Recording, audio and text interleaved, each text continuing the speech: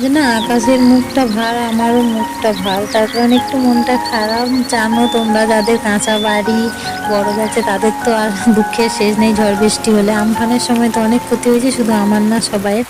আবার এই একটা ঝড়, জানি না কি হবে। তো তোমরা সবাই একটু সাবধানে থাকবে, এটা বলার জন্য ভিডিওটা করা। আর দেখো, বাচ্চাদের কিন্তু বৃষ্টির সময় আটকে রাখা, ওদের কোনো চিন্তা নেই। এই জীবনটাতে চলে এসে এখন বড্ড দুঃখ হয়। আর এই মাঠটাও কেমন ফাঁকা পড়ে আছে, আমাদের এখান থেকে রোজ দেখি বাচ্চারা সারাক্ষণ এটাই খেলে এই মাঠটাতে। তো জানি না কবে সব ঠিকঠাক হবে। তোমাদেরকে একটা কথা বলা, খুব সাবধানে থাকবে, যা হবার প্রাকৃতিক দুর্যোগ হবে। সবাই সাবধানে থাকবে, দেখা হচ্ছে পরে, টাটা।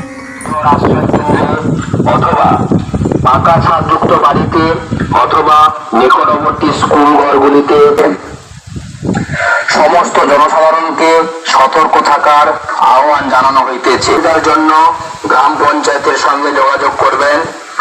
গ্রাম